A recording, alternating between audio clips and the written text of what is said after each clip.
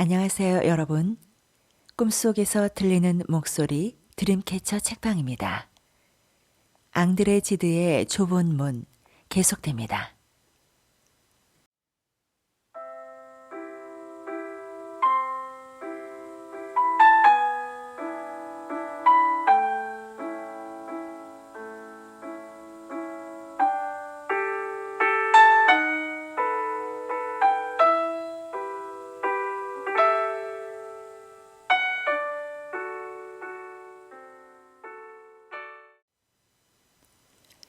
나는 그 해에는 아벨 보트에를 거의 만나지 못했다. 아벨은 징집에 앞서 자원 입대를 했고 나는 수사학반에 머물러 학사 시험을 준비하고 있었던 것이다. 아벨보다 2살 아래인 나는 아벨과 내가 그 해에 들어갈 예정이었던 고등사범학교 졸업 때까지 군복무를 연계해 두고 있었다. 아벨과 나는 다시 반갑게 만났다. 제대한 뒤 그는 한 달 남짓을 여행하며 지내다가 돌아왔다. 나는 그의 달라진 모습을 보게 되지 않을까 하고 염려했었는데 그는 단지 좀 더 자신만만해졌을 뿐 자신의 매력을 전혀 잃지 않고 있었다. 아벨과 내가 룩상부르 공원에서 함께 보낸 개학 전날의 오후였다. 나는 나의 비밀 이야기를 가만히 간직하고 있을 수 없어서 그에게 자세히 털어놓고 말았다. 그는 이미 나의 사랑 이야기를 알고 있었던 것이다. 지난해 몇몇 여자에 대한 경험을 가졌던 그는 제법 선배인 척 그렇지만 그것이 내 기분을 상하게 하지는 않았다. 그는 여자가 생각이 바뀌도록 내버려 둬서는 안 되며 그것은 여자를 다루는 기본 원칙이라고 주장했다. 그러면서 그는 소위 그가 말하는 마지막 말을 적절한 때 내던지지 못했다고 나를 놀려댔다. 나는 그가 말하고 싶은 대로 말하게 내버려 두었다. 그의 탁월한 이론도 나에게나 엘리사에게는 전혀 부질없는 것일 뿐이며 그것은 그가 우리를 잘 이해하지 못하고 있다는 사실을 드러낼 뿐이라고 생각했다. 우리가 도착한 다음 날 나는 알리사로부터 편지를 받았다. 사랑하는 제롬, 난 너의 제안에 대해 곰곰이 생각해 보았어. 나의 제안? 우리의 약혼을 이렇게 부르다니. 내가 너에게 너무 나이가 많은 게 아닌지 두렵게 느껴져. 넌 아직 다른 여자들을 사귈 기회가 없었으니까. 지금은 그렇게 생각되지 않을지도 모르겠지만 우리 사이가 결정되고 나서 너의 마음에 들지 않는 나를 보게 된다면 그건 무척 괴로운 일일 거야. 이 편지를 읽으면서 넌 몹시 화를 내겠지? 너의 항변하는 소리가 들리는 것 같구나. 난 다만 내가 좀 더 인생에 대해서 알게 될 때까지 기다려 달라는 것뿐이야. 내가 이런 말을 하는 것은 오로지 너를 위해서라는 것을 이해해 주렴. 나로서는 이후로도 결코 너를 사랑하지 않을 수 없다고 확신하니까. 알리사. 사랑하지 않게 되다니 어떻게 그렇게 생각할 수 있단 말인가. 그래, 이런 것이 새삼스레 문제가 될 수 있단 말인가. 나는 슬프기보다 놀라울 뿐이었다. 너무도 충격이 커서 나는 그 편지를 아벨에게 보이려고 서둘러 그를 찾아갔다.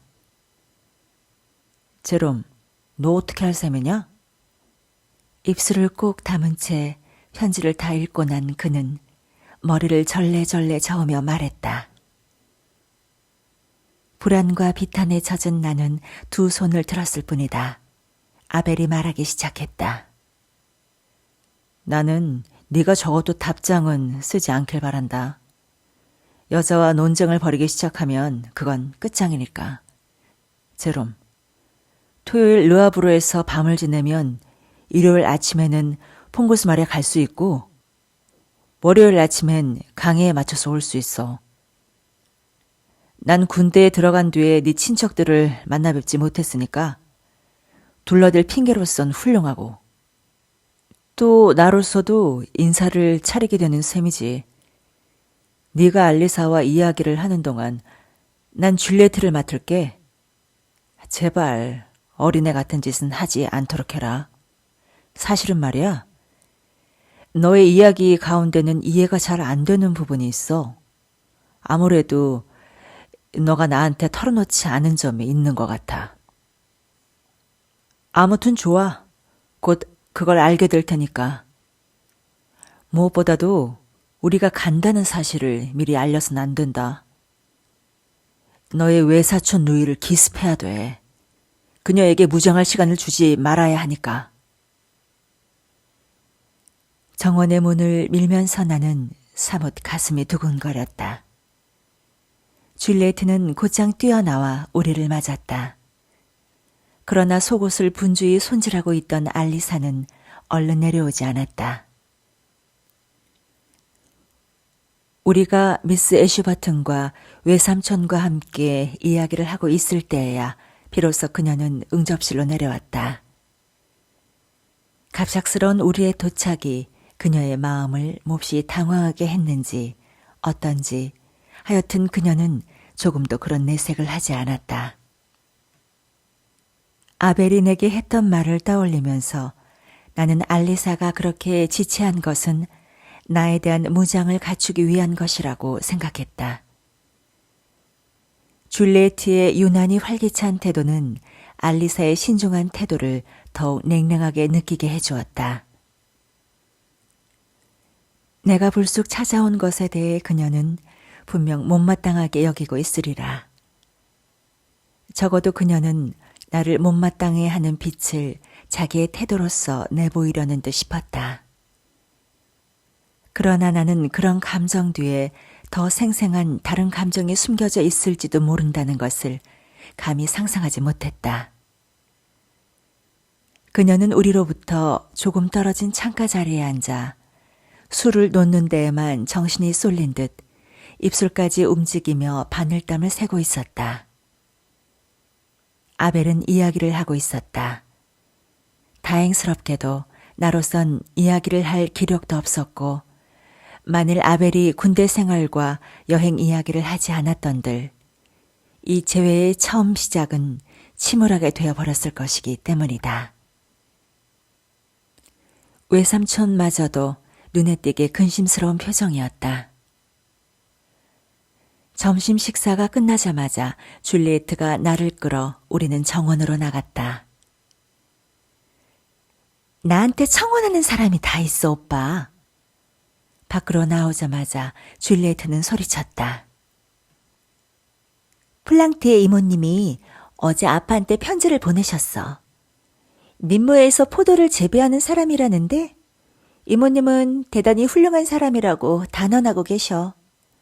올 봄에 사교 모임에서 나를 몇 번 보고는 나에게 반했다는 거야. 그래? 그 사람이 너에게 어떤 인상이라도 남겼니? 나도 모르게 약간 반감이 섞인 어조로 물었다. 그래, 기억나. 사람 좋은 돈키호테라고나 할까? 교양 없고 못생기고 천박한 데다가 우스꽝스럽기까지 해. 그 사람 앞에선 이모님께서도 그나마 얼굴을 못 하셔. 그 사람 가망 있어? 하고 나는 빈정거릿 물었다. 뭐 농담도. 그 사람 장사꾼이야. 오빠가 그 사람을 한 번이라도 보았더라면 나한테 그런 질문을 안 했을 거야. 그렇다면 외삼촌은 어떻게 대답하셨는데? 내가 대답한 대로 결혼하기엔 아직 어리다고. 하고 줄리에트는 웃으면서 덧붙였다. 현명하게도 이모님은 그런 답변을 할 줄 아셨다는 듯 편지 끝에 뭐라고 쓰신 줄 알아? 에두아르 테시에르 씨는 이게 그 사람 이름이야. 기꺼이 기다리겠다고 하며 이렇게 서둘러 청혼하는 것은 다만 차례에 끼기 위해서라는 거야. 정말 어처구니 없는 얘기지? 하지만 그걸 어떡하겠어. 너무 못생겨서는 안 되겠다고 전해달라고는 할 수 없잖아. 물론 그럴 수 없지. 그렇지만 포도 재배자와는 결혼하고 싶지 않다고 할 순 있겠지? 줄리에트는 어깨를 으쓱해 보였다. 그건 이모님한테는 통하지 않을 이유야. 그 얘기 그만하고 오빠, 언니가 오빠한테 편지했어? 그녀는 마치 장난인 듯 물었지만 몹시 흥분해 있는 걸 느낄 수 있었다. 알리사의 편지를 넘겨주자 그녀는 얼굴을 붉히면서 그걸 읽었다. 오빠는 어떻게 할 거야? 그녀가 물었을 때 나는 그녀의 목소리에서 노여움의 기색을 들을 수 있었다. 글쎄, 나도 모르겠다. 이곳에 와서야 난 편지를 썼던 편이 더 수월했을 거라는 생각이 들었지. 여기 온 것을 후회해. 알리사가 무얼 말하려 했는지 줄리에트 넌 알 수 있겠니? 언니는 오빠를 자유롭게 해주고 싶었던 게 아닐까? 자유? 내가 무슨 자유를 원한다고. 그럼 너 알리사가 왜 내게 그런 편지를 썼는지도 알겠구나. 몰라. 하고 대답하는 그녀의 말투가 너무 퉁명스러워서 나는 그녀가 비록 진실을 전부 알고 있지 못한다 하더라도 적어도 그 일에 대해 전혀 모르고 있지는 않다고 확신했다. 우리가 거닐고 있던 오솔길 구비에서 그녀는 갑자기 발길을 돌리며 말했다. 이젠 갈래? 오빠 나하고 얘기하러 온 게 아니잖아? 너무 오래 같이 있었어. 줄리에트는 집 쪽으로 달리듯 뛰어갔고 조금 후에 그녀가 치는 피아노 소리가 들려왔다. 내가 응접실로 돌아왔을 때 그녀는 거기에 와 있던 아벨과 이야기를 하고 있었다. 그녀는 얘기하면서 되는 대로 그리고 막연히 즉흥적으로 연주하듯 계속 피아노를 쳤다. 나는 두 사람을 응접실에 남겨두고 알리사를 찾으며 한참 동안 정원 안을 헤매고 다녔다. 알리사는 과수원 안쪽 담 밑에서 너도밤 나무숲의 낙엽 냄새에 그 향기를 섞고 있는 만개한 국화를 따고 있었다. 대기는 온통 가을로 충만해 있었다. 햇살은 이제 과수원의 담을 옅게 내리쬐고 있었으나 그 위로 트인 하늘은 동양적인 신비감을 지니고 있었다. 그녀의 얼굴은 커다란 젤란드식의 모자, 네덜란드의 북쪽 바다의 면에 있는 지방이다. 모자에 거의 가려져 마치 트레키인 듯했다. 그것은 아벨이 여행 기념으로 그녀에게 선물한 것을 당장 쓴 것이다. 내가 다가가도 그녀는 모르는 척 고개를 돌리지 않았으나 나는 억누를 수 없이 가늘게 떨고 있는 그녀를 보고 내 발자국 소리를 듣고 있었다는 것을 알 수 있었다. 그래서 나는 그녀의 책망과 나를 짓누를 것이 분명한 그녀의 준엄한 눈길에 대비하여 곧 마음을 가다듬었다. 그러나 내가 가까이 다가가 두려운 듯 발걸음을 늦추자 그녀는 내 쪽으로 고개를 돌리지도 않고 마치 토라진 어린아이처럼 얼굴을 수그린 채 꽃을 가득 쥔 손을 뒤쪽에 나를 향해 내밀면서 더 가까이 오라는 듯 손짓했다. 그러고는 내가 그 몸짓과는 반대로 짐짓 멈춰서자 그녀는 마침내 몸을 돌려 나에게로 몇 걸음 다가오면서 고개를 쳐들어 나를 보았다. 그녀의 얼굴 가득 미소가 실려 있었다. 그녀의 눈길의 모든 것이 갑자기 단순하고 수월하게 보였기 때문에 나는 언제나처럼 변함없는 목소리로 힘들지 않게 말문을 열 수 있었다. 알리사, 나를 오게 한 건 너의 편지였어. 나도 그렇게 생각했어. 하고 말하더니 그녀는 꾸짖는 말끝을 부드럽게 하여 말을 이었다. 나를 언짢게 한 것도 바로 그런 점이야. 내 얘기를 왜 좋지 않게 받아들이지? 전혀 아무렇지도 않은 일이었는데. 순간 지금까지 나를 괴롭혀온 슬픔과 고통은 내 마음속에만 있는 내가 꾸며 짐짓 그렇게 생각하기 시작한 일인 듯 싶었다. 너한테도 얘기했지만 정말 우린 이대로 행복해. 그러니까 바꿔보자는 너의 제의를 거절했다고 해서 너가 그렇게 놀랄 건 없잖아. 그녀 곁에 있으면 나는 행복을 느끼게 된다. 너무도 완전하게 행복한 느낌이어서 이제부터는 나의 생각이 그녀의 생각과 조금도 다르지 않을 것처럼 여겨졌다. 나는 이미 그녀의 미소밖에는, 그리고 이렇듯 그녀와 함께 꽃으로 둘러싸인 아늑한 길을 그녀의 손을 잡고 거니는 것 밖에는 아무것도 바라지 않게 되었다.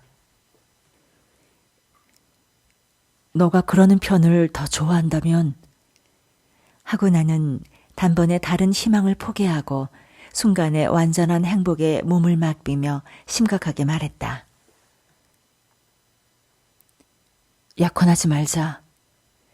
너의 편지를 받았을 때 난 지금까지 행복했으나 앞으로는 행복하지 못하리라는 것을 동시에 깨달았어. 내가 가졌던 행복을 돌려줘. 난 그 행복 없이는 견딜 수가 없어. 일생 동안 기다리라고 해도 난 그렇게 할 거야. 그만큼 너를 사랑해. 하지만 네가 나를 사랑하지 않게 된다거나 나의 사랑을 의심한다거나 하는 건, 알리사, 그런 건 생각만 해도 참을 수가 없어. 아니야, 제롬. 내가 어떻게 의심할 수 있겠니? 이렇게 말하는 그녀의 목소리는 잔잔하고도 슬프게 들렸다. 그러나 그녀를 환히 빛나게 하는 미소가 너무 맑고 아름다웠기 때문에 나는 두려움을 품고 항변했던 일이 부끄러워졌다. 게다가 그녀의 목소리에서 느낀 슬픔조차도 어쩌면 내가 느낀 두려움과 항의에서 빚어져 나온 것일지도 모른다는 생각이 들었다. 갑자기 나는 밑도 끝도 없이 나의 계획과 얻을 바가 많을 것으로 기대되는 나의 새로운 생활에 대해서 이야기하기 시작했다. 당시의 고등사범학교는 최근의 풍속에 따라 변질된 그러한 학교는 아니었다. 엄격한 규율을 견디기 힘든 것은 게으르거나 완고한 사람들 뿐, 그것은 오히려 학구적인 의지를 북돋아주는 것이었다. 세상으로부터 나를 보호해주는 거의 청교도적인 고등사범학교의 관습은 오히려 나의 마음에 들었다. 세상이란 별로 나의 관심을 끌지 못했으며 만일 알리사가 두려워하거나 꺼려한다면 곧 내게도 혐오스러운 것에 지나지 않을 그런 것일 뿐이었다. 미스 애슈버트는 어머니께서 함께 사셨던 그 아파트에 그냥 머물러 계셨다. 미스 애슈버튼 말고는 달리 아는 사람도 없는 파리에서 아벨과 나는 일요일이면 몇 시간이고 미스 애슈버튼 곁에서 보내게 될 것이다. 그리고 일요일이면 알리사에게 편지를 써서 그녀가 나의 생활을 상세히 알게 하여 주리라. 알리사와 나는 그때 열려있는 온실 창턱에 걸터 앉아 있었다. 거기엔 마지막 열매마저 따버린 굵은 오이 덩굴이 아무렇게나 뻗어나와 있었다. 그녀는 내 얘기에 귀를 기울이며 가끔 이것저것을 묻곤 했다. 지금까지 나는 이보다 더 배려가 깃든 다정함, 이보다 더 정성 어린 사랑을 느낀 적이 없었다. 두려움, 괴로움, 그리고 아주 사소한 걱정마저 마치 티끌 하나 없는 푸른 하늘 속으로 안개가 사라지듯 그녀의 맑은 미소 속에 증발되어 버리고 그 매혹적인 친밀감 속으로 빨려들 듯 사라져 버렸다. 이윽고 줄리에트와 아벨이 우리 뒤를 따라와 합류하여 우리 모두는 너도밤나무 숲 벤치에 앉아서 스윈번의 시대의 개가를 각자 한 구절씩 번갈아가며 소리내어 읽었는데 그러던 동안 그날의 나머지 시간이 지나가고 저녁이 되었다. 자, 우리가 떠날 때 알리사는 나에게 가볍게 입 맞추면서 말했다. 이젠 그렇게 공상적으로 되지 않겠다고 약속해. 반쯤 농담 같았지만 마치 누나 같은 태도였다. 아마 지각 없는 내 행동이 그녀를 하여금 그런 태도를 취하게 만든 것 같았다. 제롬, 약혼했니? 다시 두 사람만 남게 되었을 때 아벨이 나에게 물었다. 야, 이제 그런 건 문제도 아니야. 하고 나서 나는 다른 모든 새로운 질문을 잘라버리듯 단호하게 덧붙였다. 난 이대로 있는 편이 훨씬 더 나아. 일찍이 오늘 저녁처럼 행복했던 적은 없었어. 나도 그래. 하고 아벨이 외쳤다. 그리고는 와락 내 목을 끌어안으면서 말했다. 기가 막힌 희한한 얘기를 해줄게. 제롬, 난 말이야. 줄리에트에게 활딱 반해버렸어. 작년에도 혹 그런 건 아닐까 생각했던 적이 있어. 하지만 난 그 후 세상 경험도 했고 해서 너의 외사촌 누이들을 다시 만날 때까진 내게 아무 말도 하지 않으려고 했던 거야. 이젠 결정이 났어. 내 인생은 결정됐단 말이야. 사랑하노라, 사랑하기보단 찬미하노라, 줄리에트를. 난 오래전부터처럼 너에게서 무슨 동서와 같은 정감을 느끼고 있었던 것 같아. 그러고 나서 아벨은 깔깔대며 장난을 치면서 한껏 팔을 벌려 나를 끌어안더니 파리행 기차의 좌석 위를 어린애처럼 뒹굴었다. 나는 그의 뜻밖의 고백으로 숨이 막힐 듯 했으며 그 고백에 섞여 있는 다소 문학적으로 꾸며낸 듯한 표현의 과장된 느낌 때문에 약간 거북스럽기도 했다. 그러나 그렇듯 벅찬 기쁨과 감격에 무엇으로 맞설 수 있겠는가? 그래, 어떻게 했어? 고백은 했니? 쉴 새 없이 쏟아지는 말 사이에 간신히 틈을 내어 물었다. 아니야, 아니야. 하고 아벨은 소리쳤다. 역사의 가장 매혹적인 대목을 그렇게 쉽게 태워버릴 순 없지. 사랑의 가장 아름다운 순간은 그대를 사랑하노라라고 말할 때가 아니니. 이봐 제롬, 그렇다고 날 꾸짖을 수는 없겠지? 너 같은 느린 버릇은 말이야. 아무튼 아벨, 하고 나는 약간 초조해지며 말을 이었다. 너의 생각엔 줄리에트 쪽에서도 그의 쪽에서도 나를 다시 만나게 되었을 때 그녀의 동요하는 모습을 넌 전혀 알아채지 못했니? 우리가 거기 가 있는 동안 내내 줄리에트가 그렇게 들떠 있었고 그렇게 자주 얼굴을 붉혔고 그렇게 많은 얘기를 쏟아내듯 주고받았는데도? 그렇지. 물론 넌 아무것도 눈여겨보지 않았겠지. 너야 알리사에게만 온통 정신을 쏟고 있었으니까. 정말 줄리에트가 어떻게나 이것저것 물어대던지 어떻게나 내 말을 열심히 귀 기울여 듣던지 줄리에트는 작년에 본 이후로 놀랄 만큼 총명해졌어. 네가 어떤 점에서 줄리에트가 책 읽기를 즐겨하지 않는다고 생각하게 됐는진 난 정말 알 수가 없어. 넌 언제나 책을 읽는다든가 하는 건 알리사만을 위한 거라고 생각하고 있었던 거야. 하지만 이 친구야, 사실 줄리에트가 알고 있는 건 놀라울 정도야. 제롬, 저녁 먹기 전에 줄리에트와 내가 무엇을 했는지 알아? 우린 단테의 칸초네를 외며 즐기고 있었어. 그녀와 난 번갈아 가며 식구 하나씩을 외웠는데 내가 틀리면 그녀가 고쳐주고 내가 막히면 그녀가 뒤를 이었지. 이렇게 시작되는 행 너도 알지? 내 마음 가득 채워주는 사랑의 마음이요. 제롬, 넌 그녀가 이탈리아어를 배웠다는 말을 해주지도 않았잖아. 아니, 그건 나도 몰랐는데. 하면서 나는 꽤 놀랐다. 정말이야? 줄리에트는 칸초네를 암송하기 시작할 때 자기에게 그것을 알게 해준 건 너였다고 했었는데? 아마 내가 알리사에게 암송해 주는 걸 들었던 모양이지. 줄리에트는 곧잘 우리 곁에서 바느질이나 술을 놓으면서 우리가 나누는 이야기를 듣곤 했어. 그렇긴 하지만 자기가 이탈리아어를 알고 있다는 눈치는 전혀 비치지 않았는데. 알 것 같아. 너흰 그랬을 거야. 아무튼 알리사하고 넌 지독한 이기주의자들이야. 자기네들의 사랑에만 열중해서 눈이 먼 채로 줄리에트와 같은 지성과 영혼이 눈부시게 꽃을 피우는 것엔 주의를 기울이지 않았으니 말이야. 내가 나를 추켜 세우려는 건 아니지만 어쨌든 내가 나타날 시기였던 것 같아. 아니 천만에 그 일로 해서 난 너를 절대 원망하지 않아. 하면서 그는 다시금 나를 껴안았다. 다만 한 가지만 약속해줘. 이 모든 일에 대해 알리사에게 한마디도 않겠다고.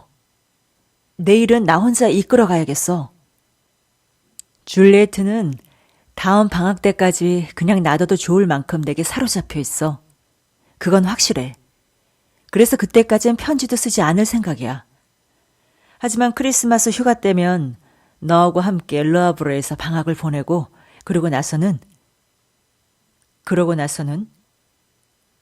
그러고는 알리사가 갑자기 우리의 약혼을 알게 되는 거야. 나는 이런 모든 일을 멋지게 해낼 거야. 그리고 나선 어떻게 될 것 같니? 너로서는 얻어내지 못한 그 승낙 말이야. 줄리에트와 내가 모범을 보임으로써 그 승낙을 얻어주겠단 말이야. 우리 둘이서 알리사를 설득시키겠어. 너희들 결혼하기 전엔 우리도 결혼할 수 없다고 말이야. 아벨은 쉬지 않고 이야기를 계속하여 나로 하여금 끊임없는 말의 흐름 속으로 잠겨들게 하였다. 그것은 기차가 파리에 도착했을 때도 우리가 고등사범학교에 들어왔을 때에도 그치지 않았다.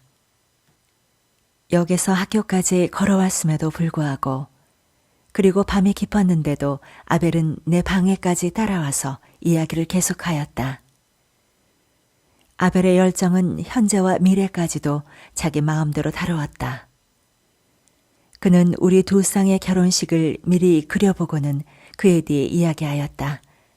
그는 우리들 저마다의 놀람과 기쁨을 상상하며 묘사하기도 했고 우리의 사랑, 우리의 우정, 그리고 나와 알리사의 사랑에서 자기가 맡게 될 역할에 도취되기도 했다.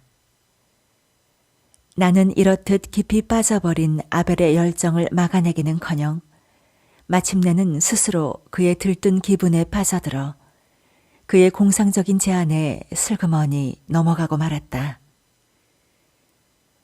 우리의 사랑으로 인하여 우리의 용기와 야망도 한껏 부풀어 올랐다. 학교를 졸업하자마자 동시에 우리 두 쌍의 결혼식이 거행되고 우리 네 사람은 함께 신혼여행을 떠나는 것이다. 그리고 우리는 곧장 보람 있는 어떤 일을 할 것이며 그러면 아내들은 기꺼이 우리의 협력자가 되는 것이다. 교수직에는 별로 마음이 끌리지 않고 글 쓰는 소질만은 타고났다고 믿는 아벨은 몇 편의 성공적인 희곡을 써내어 그에게 갑자기 재산을 모아준다. 그런 이익보다는 학문 쪽에 마음이 끌리는 나는 종교 철학을 깊이 파고들어 그 역사를 써본다. 지금 그 많은 희망들을 돌이켜보는 것이 무슨 소용이 있겠는가. 이튿날부터 아벨과 나는 다시 공부에 몰두했다.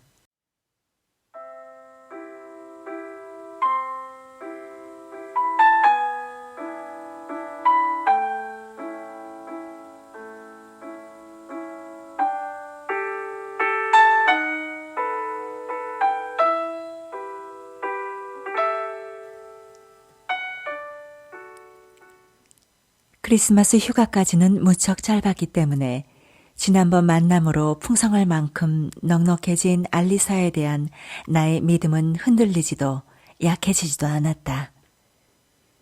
그때 속으로 정했던 대로 나는 일요일마다 알리사에게 나에 대한 아주 긴 편지를 쓰곤 했다. 어느 날에는 아벨을 만나거나 할 뿐 학교 친구들과도 잘 만나지 않은 채 알리사에 대한 생각을 하며 지냈으며 내가 좋아하는 책에는 나 자신이 추구하는 점보다도 알리사가 추구함직한 것을 으뜸으로 여기면서 그녀를 위한 표적으로 가득 채우곤 했다. 그녀에게서 오는 편지는 여전히 나를 불안하게 했다. 내 편지에 대해 비교적 규칙적으로 답장을 해주기는 했지만 그러한 그녀의 열성은 나에 대한 믿음에서 비롯된 것이라기보다는 내 학업의 진도를 격려하기 위한 배려 때문인 듯 했다. 그리고 어떤 작품에 대한 평가나 토론이나 비평이 나에게는 나의 생각을 표현하기 위한 수단인데 비해 그녀에게는 스스로의 생각을 감추기 위한 방편인 듯이 보였다. 가끔 나는 그녀가 장난으로 그러는 것은 아닐까 하는 생각을 하기도 했다. 그러나 그런 것은 아무래도 좋았다. 아무런 불평도 늘어놓지 않기로 한 그렇게 굳게 결심한 나는 그러한 의구심이 내 편지에 드러나지 않도록 조심했다.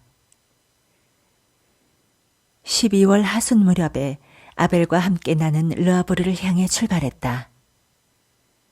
나는 플랑트의 이모님 댁에서 머물기로 했다. 내가 도착했을 때 이모님은 집에 계시지 않았다. 그러나 내가 방에 들어가 짐을 풀자 집안일을 돌보는 사람이 와서 이모님이 응접실에서 기다리고 계신다고 전해주었다.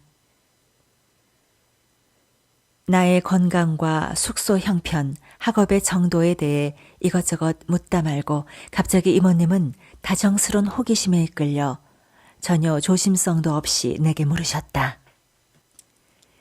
여태 넌 그 얘기를 안고 있었지? 퐁구스 말에 갔었던 결과가 어땠는지. 그래, 너의 일은 좀 진전시킬 수 있었니? 이모님의 서툰 애정 표현은 묵묵히 견뎌낼 수밖에 없었다. 아무리 더없이 섬세하고 부드러운 말일지라도 나를 거칠게 만드는 그러한 감정을 이렇게 무심히 취급해버리는 것 같은 태도는 나에게는 고통스러운 일이었다. 그렇게는 해도 너무나 다정하고 소박한 말투였기 때문에 화를 내거나 하는 일은 부질없었다. 그런데도 나는 대뜸 쏘아붙이기부터 했다. 이모님도 참, 지난 봄엔 우리들에게 약혼이 너무 이르다고 하셨잖아요. 그땐 그랬지. 나도 기억하고 있단다.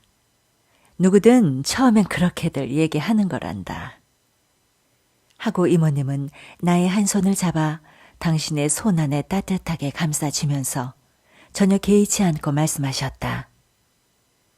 하지만 사실 네 공부며 군복무로 너희들이 결혼하기 위해서는 여러 해를 기다려야 한다는 건 바꿀 수 없는 일 아니니? 그리고 이건 내 개인적인 생각이지만 약혼 기간이 너무 긴 건 그렇게 바람직한 것이 아니란다.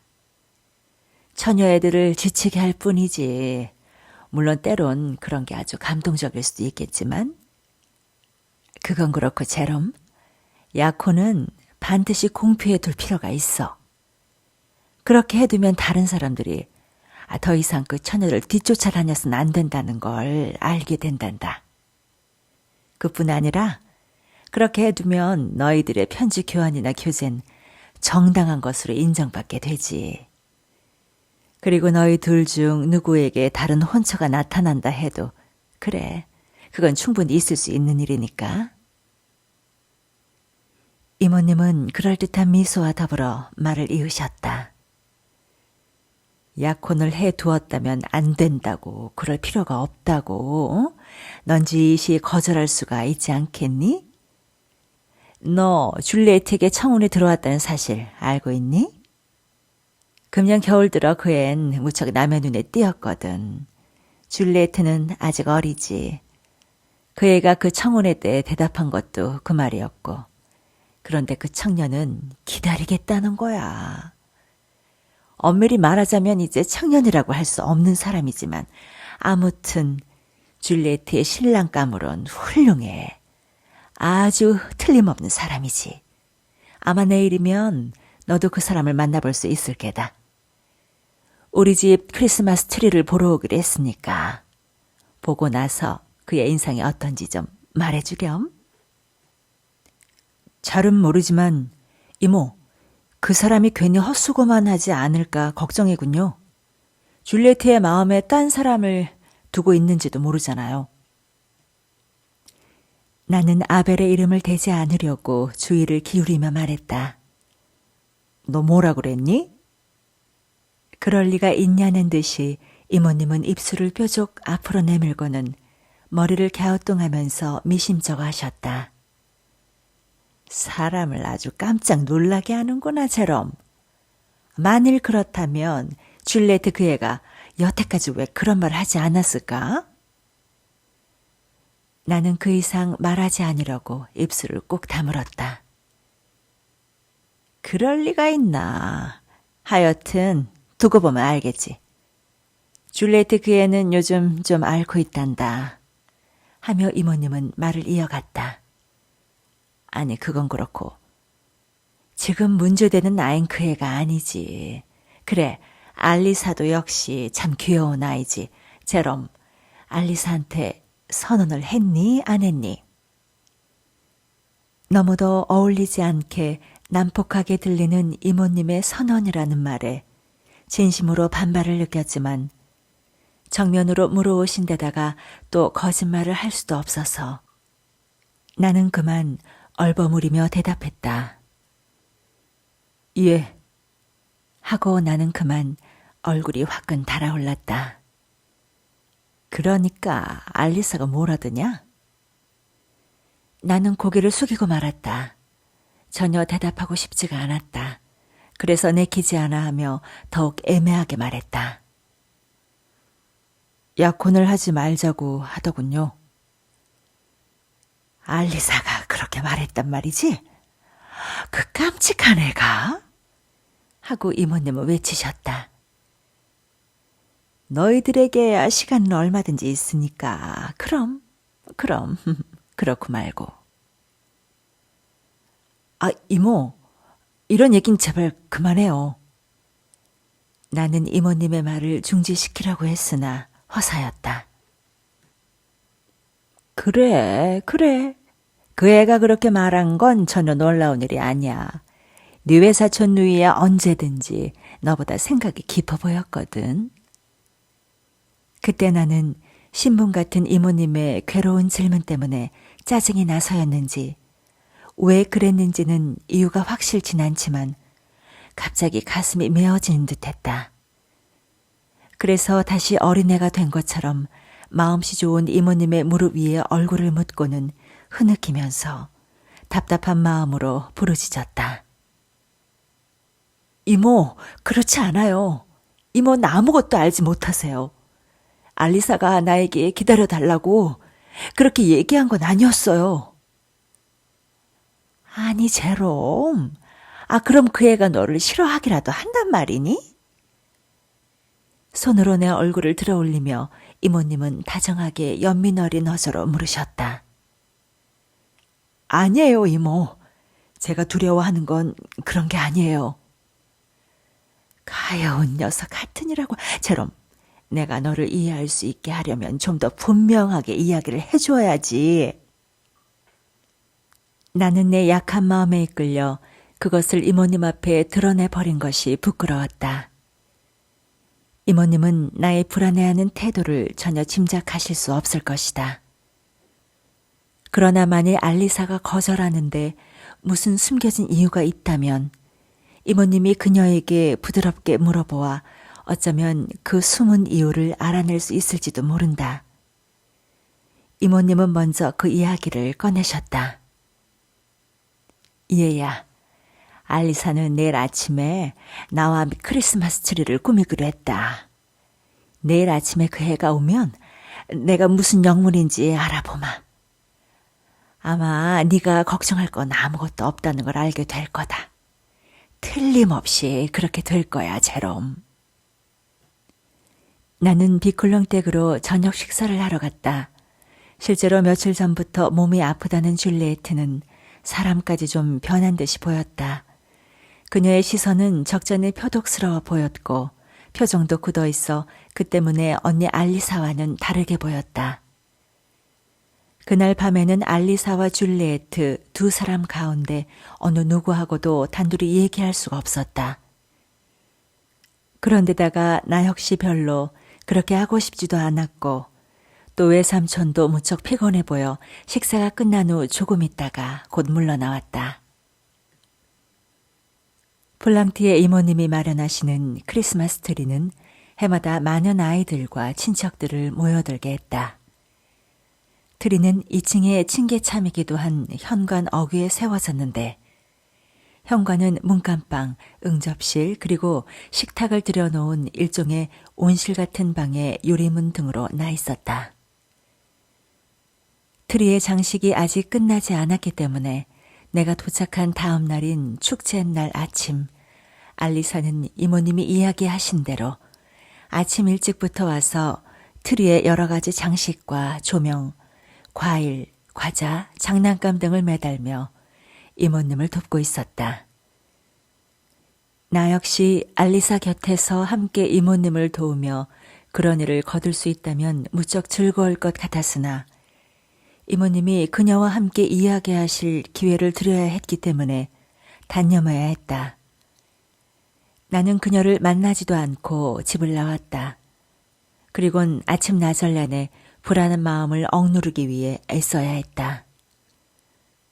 줄리에트나 만나 보아야겠다 싶어 나는 뮤클랭댁으로 갔다. 그러나 아벨이 나보다 먼저 와서 그녀 곁에 있다는 것을 알고 두 사람의 결정적인 이야기를 방해하지 않기 위해 곧 도로 나와버렸다. 나는 점심시간까지 선창가를 배회했다. 못난 녀석 같으니라고? 내가 돌아오자마자 이모님은 소리쳤다. 인생을 그따위로 망치는 법도 다 있니? 오늘 아침에 네가 나한테 들려준 이야기 가운데 이치에 닿는 말이라고는 하나도 없어. 나는 뜸을 들이지 않고 단도직입적으로 말을 꺼냈어. 우리 일을 거두느라 피곤해진 미스 애쉬버튼에게 바람 좀 쐬고 오라고 내보내고 말이야. 그리고 알리사와 단둘이 있게 되자마자 왜 올 여름에 약혼을 하지 않느냐고 여러 말 않고 대뜸 물어봤다? 너는 그 애가 당황하기라도 했을 것 같이 생각하니? 그 애는 전혀 당황하지 않았어. 태연하고 차분하게 저는 제 동생보다 먼저 결혼하고 싶지 않다고 그러더구나. 네가 그 애에게 솔직하게 물어보았더라면 그 애 너한테도 나한테처럼 솔직하게 이야기해 주었을걸? 네가 혼자 괴로워했던 건 바로 이런 점에 있었던 거지. 안 그러니? 얘야, 솔직하다는 것만큼 좋은 건 없지 않니? 가여운 알리사. 그 애는 또 자기 아버지를 떠날 수 없다고 하더라. 알리사와 난 참 많은 이야기를 나누었단다. 그 앤 참 지각이 있어. 일찍부터 철이 들었던 거야. 그 아이는 자기가 너에게 어울리는 사람인지 아직 알 수 없다고 하더라. 너한테는 자기가 너무 나이가 많지 않은가 두렵다고. 그래서 줄리에트 또래의 여자애가 더 바람직하지 않겠느냐는 거야. 이모님은 말씀을 계속하셨다. 그러나 나는 이미 이모님 말씀엔 귀를 기울이고 있지 않았다. 나에게는 단 한 가지 사실만이 중요했다. 알리사는 자기 동생보다 먼저 결혼하기를 거부한다는 것. 그 사실뿐이었다. 그렇지만 줄리에트에게는 아벨이 있지 않은가. 아벨, 그 잘난치 않은 녀석의 생각이 옳았던 거야. 녀석은 한꺼번에 우리 두 쌍의 결혼을 달성시키려는 거야. 그렇게 단순한 사실이 밝혀짐으로써 내가 빠져드는 동요를 이모님께는 온 힘을 다해 감추고 나는 매우 당연해 보이는 기쁨, 이모님께서 나에게 주신 것이니만큼 더욱 그분의 마음을 즐겁게 하는 기쁨만을 드러내 보였다. 그러나 점심 식사가 끝나자마자 나는 적당한 핑계를 둘러대고 이모님 곁을 물러나와 곧장 아벨에게로 달려갔다. 어때, 제롬? 내가 뭐라 그랬니?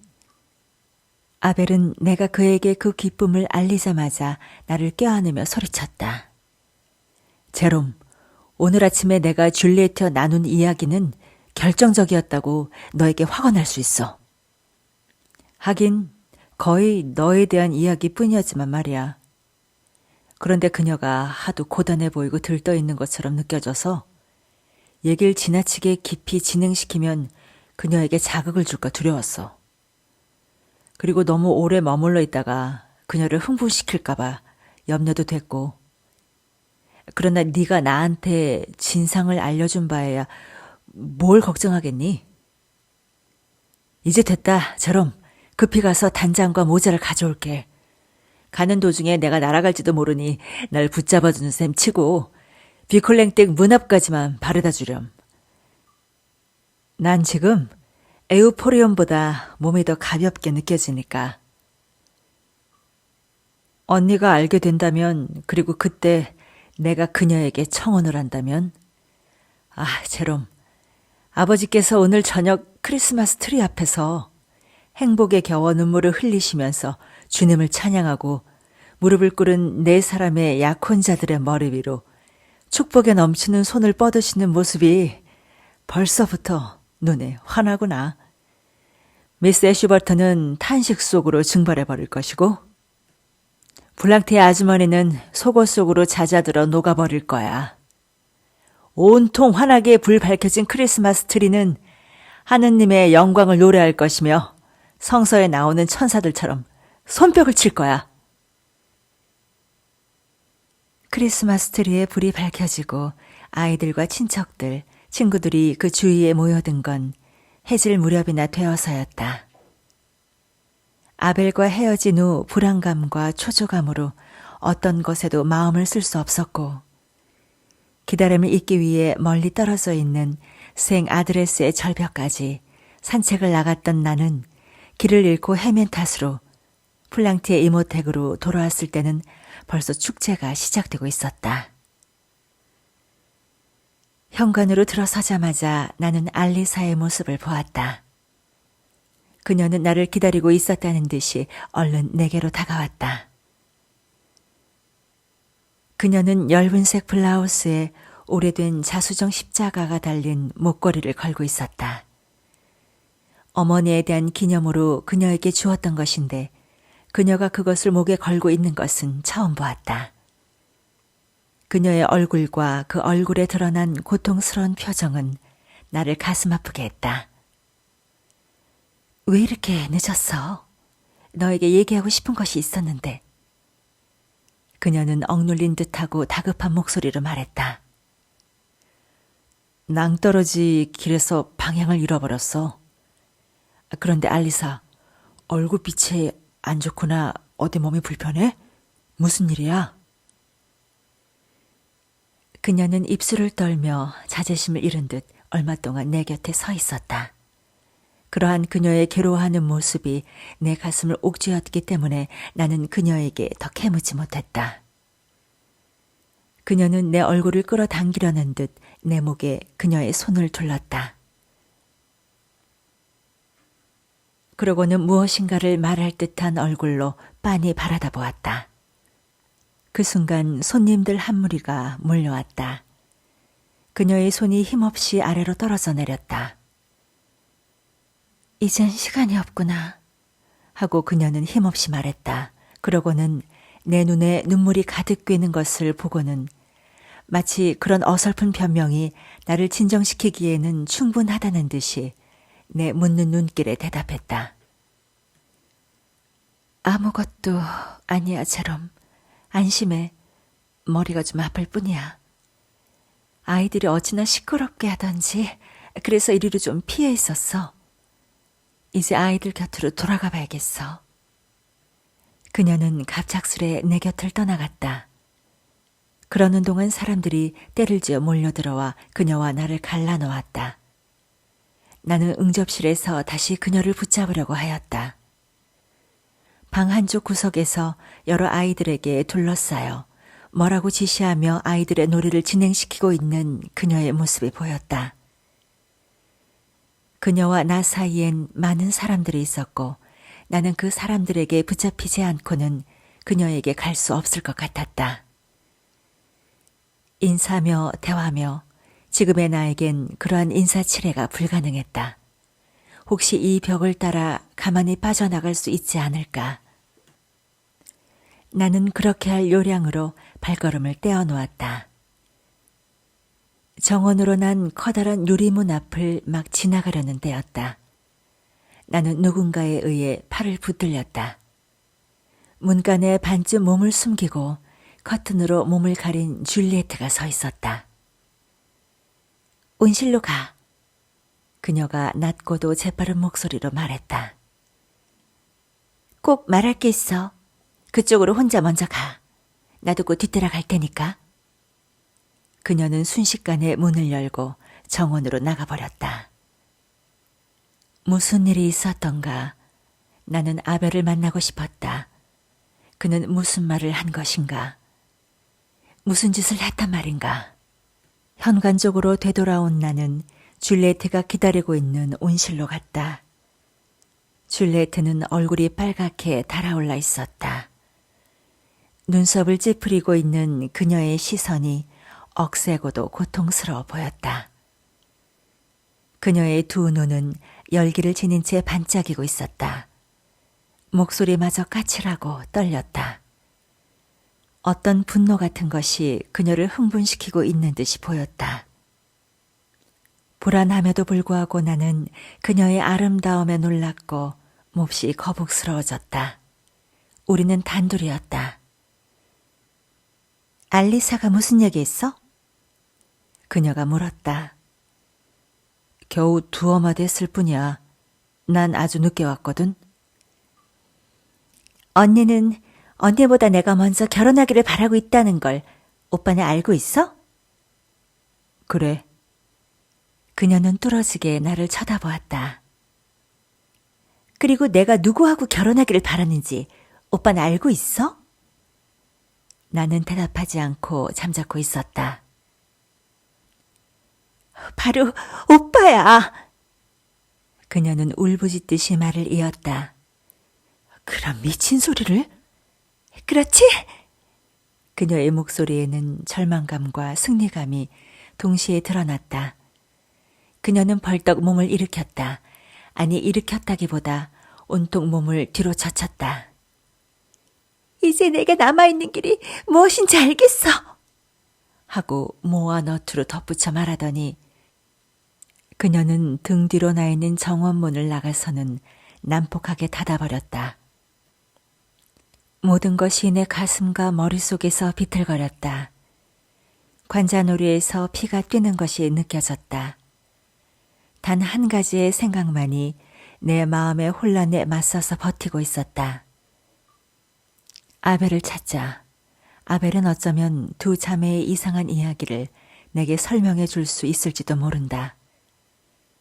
그러나 나의 혼란된 모습을 누구든지 알아볼 것으로 생각되는 응접실에는 다시 들어갈 용기가 나지 않았다. 나는 밖으로 나왔다.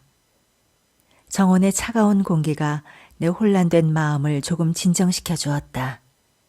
나는 얼마 동안 그대로 서 있었다. 어두움이 내리고 바다 안개가 거리를 가득 채우고 있었다. 모든 나무들은 잎이 떨어진 채였고 땅과 하늘은 덧없이 황량해 보였다. 노랫소리가 들려왔다. 아마 크리스마스 트리 주위에 둘러선 아이들의 합창일 것이다. 나는 현관을 통해서 다시 안으로 들어갔다. 응접실과 문간방의 문이 열려 있었다. 이제 별로 인기척이 없는 응접실에는 피아노 뒤로 몸이 반쯤 가려진 채 이모님이 줄리에트와 이야기하고 있는 모습이 얼핏 보였다. 아이들이 찬송가를 마친 문간방에는 장식된 트리 주위에 많은 사람들이 몰려들었다. 보티의 목사님이 트리 앞에서 무슨 설교 비슷한 이야기를 시작하셨다. 목사님은 스스로 좋은 씨를 뿌린다고 하는 일을 할 기회를 놓치는 법이 없으셨다. 나는 불빛과 훈기가 역겨워 다시 밖으로 나가고 싶었다. 그때 나는 문에 기대어 서 있는 아벨을 보았다. 아마 조금 전부터 거기 서 있었으리라. 그는 날카로운 눈초리로 나를 쳐다보고 있었다. 그러고는 서로 눈길이 마주치자 어깨를 으쓱했다. 나는 그에게로 천천히 다가갔다. 바보 같은 녀석. 그는 나지막하게 내뱉었다. 그리고는 갑자기 덧붙였다. 이봐, 나가자. 좋은 말씀엔 이제 진저리가 나. 그리고 밖으로 나오자마자 바보 녀석 하고 또다시 내뱉었다. 내가 걱정스럽게 쳐다보자 그는 빠른 어조로 덧붙였다. 그녀가 좋아하는 건 너란 말이야, 이 바보 녀석아. 그래, 넌 나한테 그런 이야기를 해줄 수 없었니?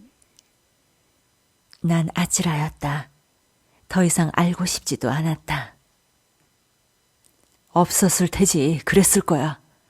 너 혼자선 그런 사실을 알아차릴 수조차 없었을 테니까.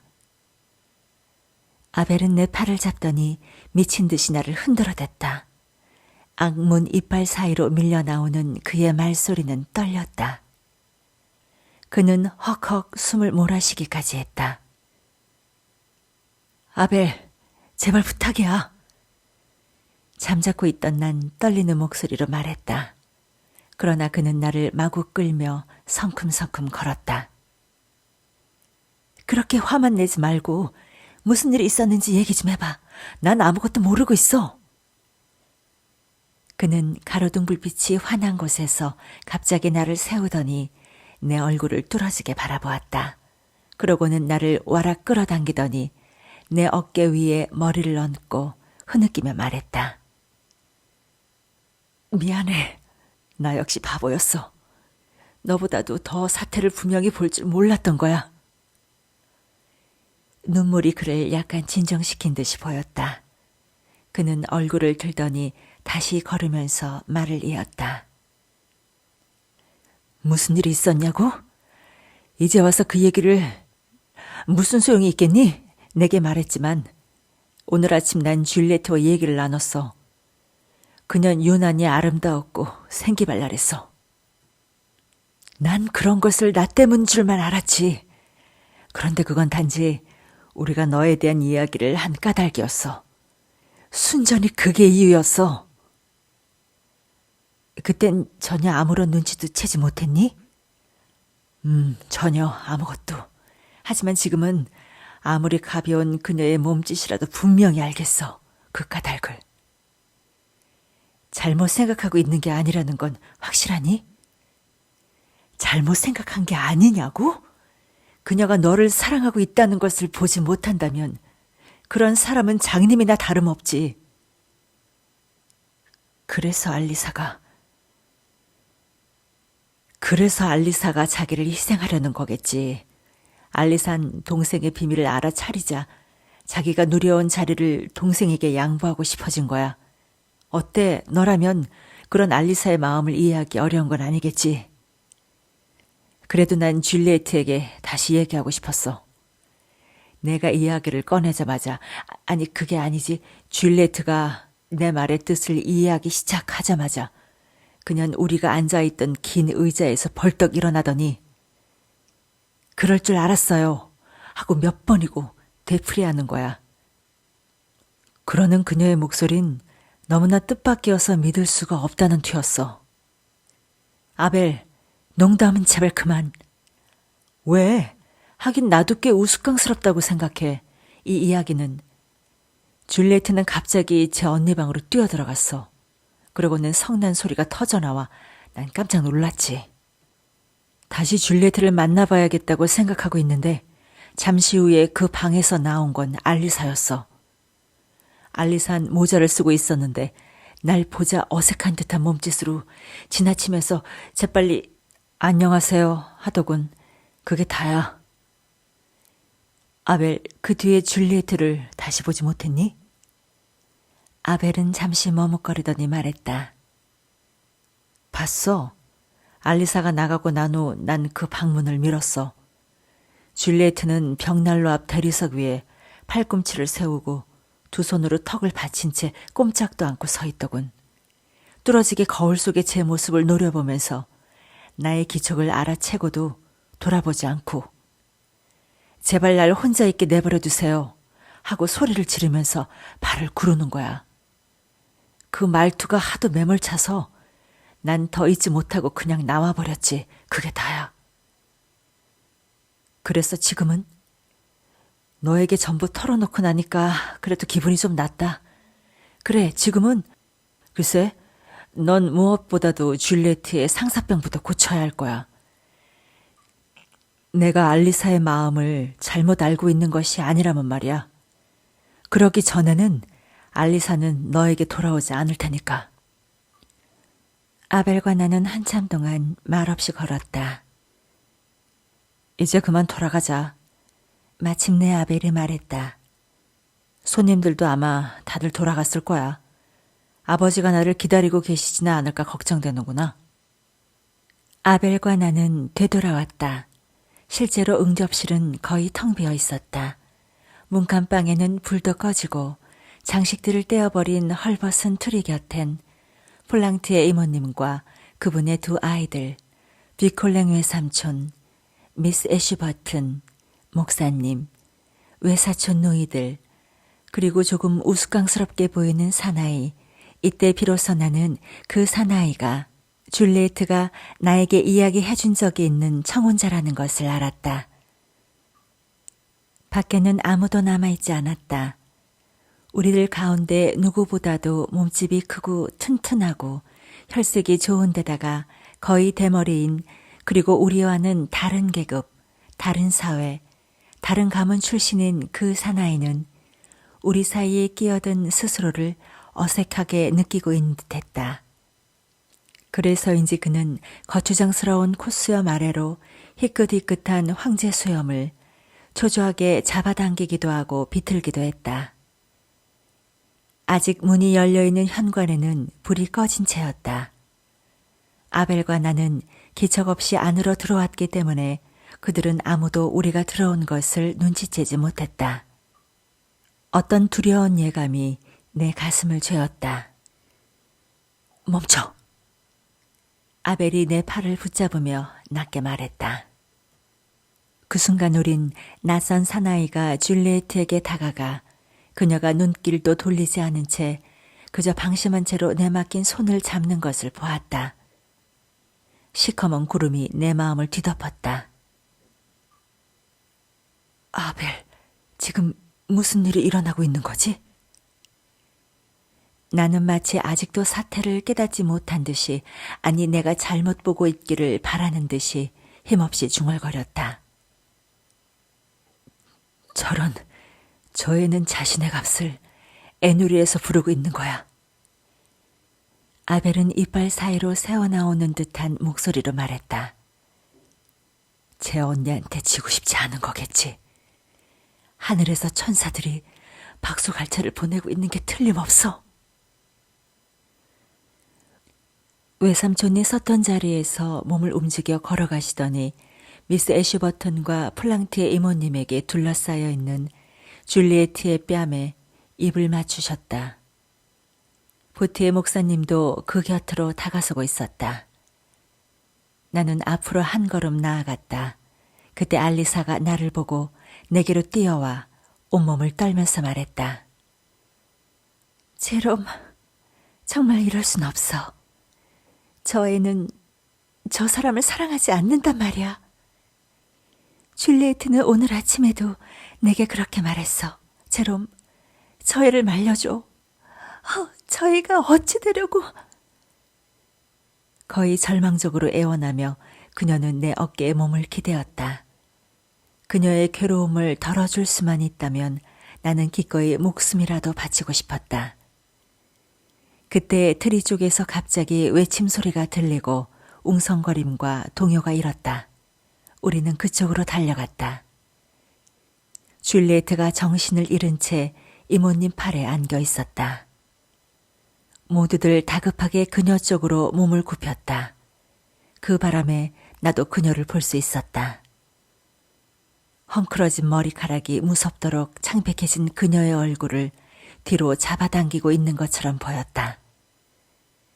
그녀의 몸이 축 늘어져 있는 것으로 보아 예사로운 기절이 아닌 것 같았다. 아니야, 아니야.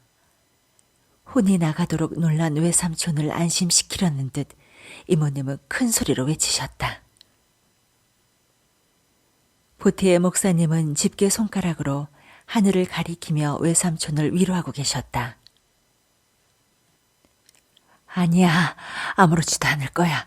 너무 감동한 탓이네. 신경이 날카로워져서 발작을 일으켰을 뿐이야. 테시에르 씨, 날 좀 도와줘요. 당신의 힘이 세니까. 내 방으로 올라갑시다. 내 침대에다가. 이모님은 당신의 맏아들에게 몸을 수그려 귀에 대고는 몇 마디 속삭이셨다. 그러나 그는 의사를 부르러 가는 듯 얼른 자리를 떠났다.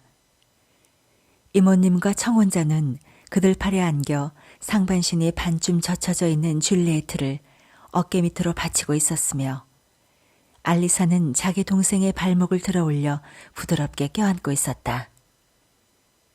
뒤로 떨어질 것 같은 머리를 떠받치며 마구 흩어져 있는 그녀의 머리카락을 끌어모아 거기 입 맞추고 있는 아벨의 모습이 나의 눈에 들어왔다.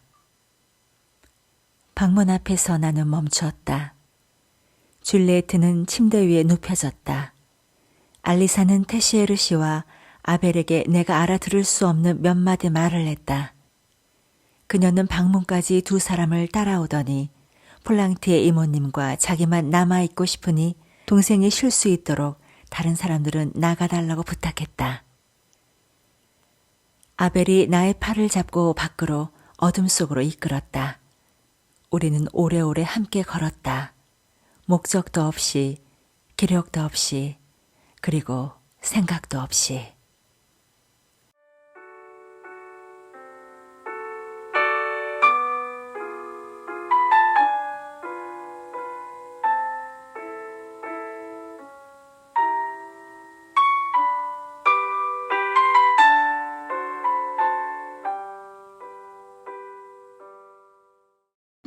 꿈속에서 들리는 목소리, 드림캐쳐 책방.